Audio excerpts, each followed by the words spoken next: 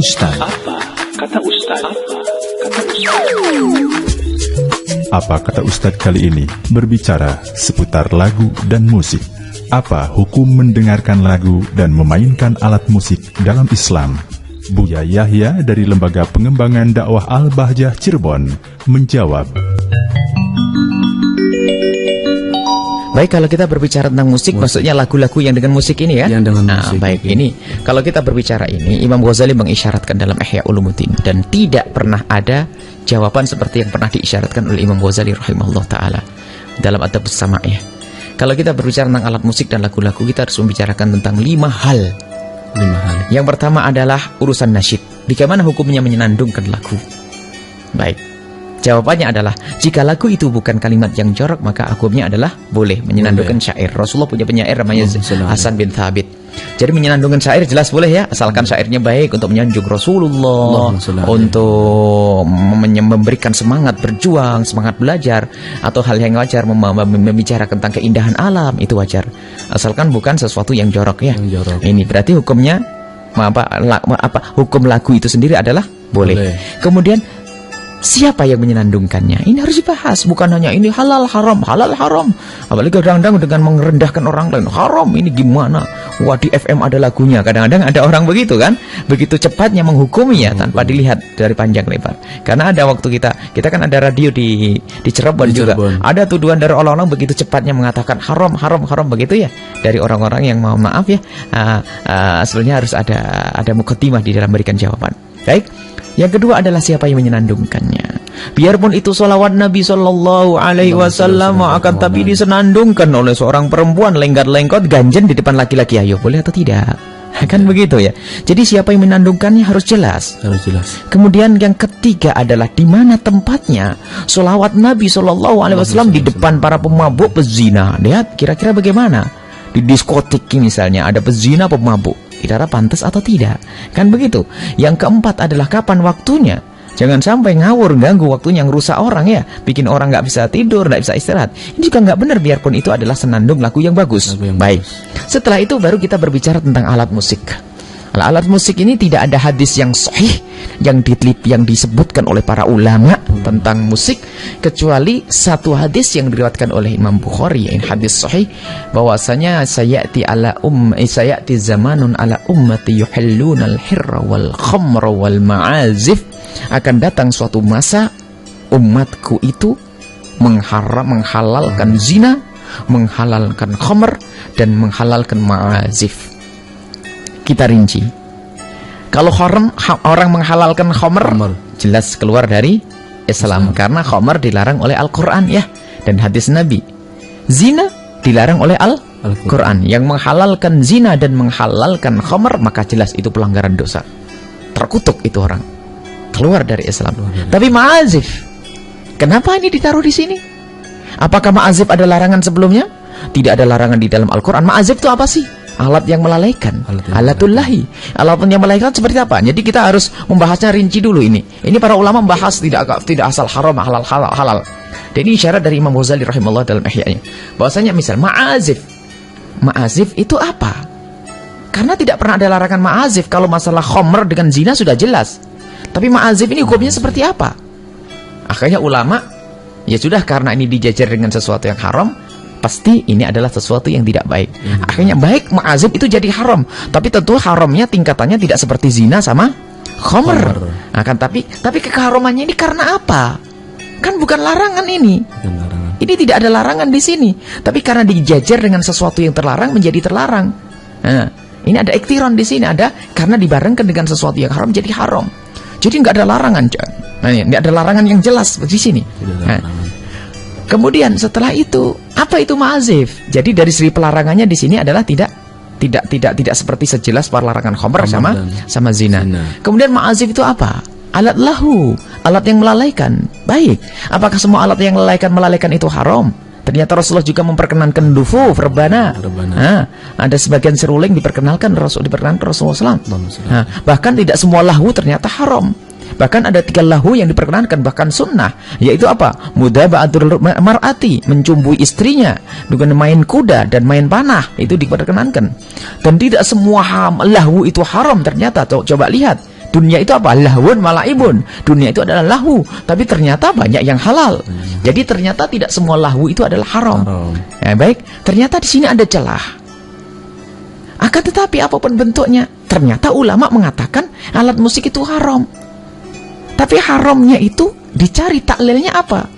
Apakah karena sebuah nas disebutkan, atau ada taklil yang lain?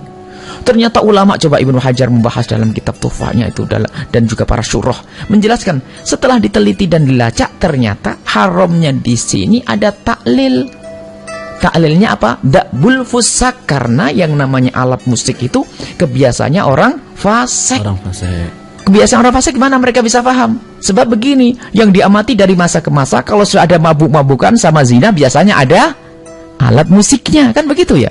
Kalau ada mabuk sama zina, hubungannya mesti ada alat musiknya. Jadi diharamkan alat musik ini bukan di sini bisa dimaknai bukan dari zatnya alat musik. Karena alat musik ada yang dihalalkan kan? Bukan dari zatnya alat musik, tapi masalah khariji, haridi, sesuatu yang luar, yaitu karena apa? Menjadi kebiasaannya orang fasik. Makanya karena ini menjadi kebiasaan yang fasik, kita tidak boleh mengambilnya. Kalau kita mengambilnya, itu menjadi kita itu meramaikan syiarnya orang fasik. Berarti musik syiarnya orang fasik. Baik, kalau begitu. Tapi kalau ada musik yang bukan syiarnya orang fasik, bagaimana? Atau jika kita menyenandungkan, kita main musik tetapi sudah tidak teringat dengan orang fasik, apakah tetap hukumnya haram?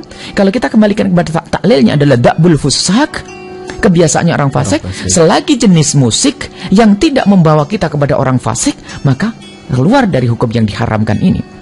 Nah ini, mungkin rebana, hadroh, dan sebagainya. Ini juga sangat keluar. Tidak bisa dikatakan haram, sudah sangat jelas di sini. Karena ini bukan da'bul fusak, bahkan da'bul solihin, da'bul kebiasaannya orang-orang baik. Baik, setelah itu, bagaimana dengan musik-musik yang modelnya adalah kebiasaannya orang fasik, tapi dipakai untuk nasyid? Baik, jadi ada musik yang 100% Islami ya. Ada musik yang 100% tidak Islami. Tapi ada musik yang tidak Islami, tapi isinya dikemas dengan Islami, nasyid-nasyid. Ini bagaimana? Ini masa transisi, masa perubahan. Anggap saja ini adalah sungai, ada jembatan di sini, dan jembatannya adalah alat musik nasyid ini semuanya. Artinya apa? Bukan ini tujuan. Kita ingin memindah orang dengan rock and roll. Kita ingin memindah orang dari dangdut. Kita ingin memindah orang dengan musik-musik yang menjadi tradisinya orang fasik kepada musik Islami. Caranya gimana? Kalau langsung dirubah kan susah. Maka menjadi transisi, ada perubahan. Tapi orang tidak boleh berhenti di sini. Nah, tidak boleh berhenti di sini apa? Harus dia mencari peningkatan sampai nanti bisa meninggalkan musik-musik ini. Bahkan kami yakin termasuk Wadi dan radio kita semua itu, kalau suruh milih orang, lebih seneng mana orang sudah tidak dengar lagu tapi zikir terus, sama dengan dengar lagu? Tentu yang zikir terus, ya kan? Jadi ini adalah untuk membawa orang kepada kemuliaan. Nah, jadi musik-musik yang saat ini adalah musik yang bermacam-macam, itu dalam irama membawa orang dari tradisi yang tidak baik menjadi tradisi yang lebih bagus. Tapi radio semacam ini dan juga yang ada di Cirebon bukan mendidik orang hanya untuk dengar lagu-lagu. Oh tidak, tujuannya apa? Mendidik orang agar kenal salawat kepada Rasulullah. Nanti sampai di rumah sudah hafal salawatannya, tidak ada alat musiknya, tinggal salawatannya saja kan. Ini adalah suatu kemuliaan. Jadi jangan serta-merta mengatakan ini haram. Kemudian nanti ada marhalah irsyad. Marhalah irsyad itu adalah memberikan bimbingan dan petunjuk. Jadi baru nanti setelah orang bisa dekat kepada pengajian dan sebagainya, ya sebaiknya tidak usahlah dengar lagu-lagu. Untuk apa? Dan bukan suatu kalau suruh milih mendengar lagu dengan tidak mendengar, mana yang lebih bagus? Zikir dengan dengar lagu? Ya jawabannya adalah zikir, tidak ada masalah. Dan para ulama pun kadang-kadang banyak. Para ulama-ulama guru-guru kita yang di Hadramut dan ini, beliau adalah ada di televisi, ada di ini dan sebagainya. Tapi jarang nonton televisi kan? Jarang ini. Tapi beliau mengisi acara itu karena kebutuhan orang, termasuk Wadi FM seperti ini. Karena orang butuh untuk memindah dari sebuah tradisi ke tradisi yang lebih bagus. Dari mendengar radio yang tidak bagus menjadi lebih bagus. Ini adalah suatu kewajiban. Jadi ini penting. Kemudian tadi kita sebutkan bahwa masalah marhalah irsyad, memberikan bimbingan petunjuk, ini kita arahkan kepada yang lebih bagus. Jadi nanti pada akhirnya kita ingin berbicara seperti ini, sebaiknya sudah tidak usah dengar lagu-lagu. Begitu intinya, seperti itu. Tapi untuk dibawa ke situ kan repot orang. Nah, repot orang. Nah, repot. Jadi ini masa menuju. Jadi ada lagu, tapi kita kembali lagi, ada musisi Islami, ada musik transisi. Jadi hukumnya seperti apa? Kalau kita akan katakan haram mutlak tidak bisa. Tidak bisa. Karena ini justru untuk merubah dari tradisi fasik menjadi tradisi yang mulia. Yang mulia. Bahkan bisa saja cara semacam ini adalah justru dianjurkan agar orang bisa kembali. Baik, intinya adalah musik jika sudah dikemas dengan islami lalu menjadikan kita lupa kepada orang-orang fasik, maka hukumnya adalah menjadi tidak haram seperti fasik, karena dakbul fusak, bukan karena nasya. Ini saja barangkali tentang alat musik. Dan juga sebetulnya ya, orang semuanya sudah bisa menilai. Tolong mohon maaf, kalau ada seorang ustadz pakai imamah, pakai jubah, lalu geleng-geleng kepala dengar lagu, kan ya tidak pantas ya.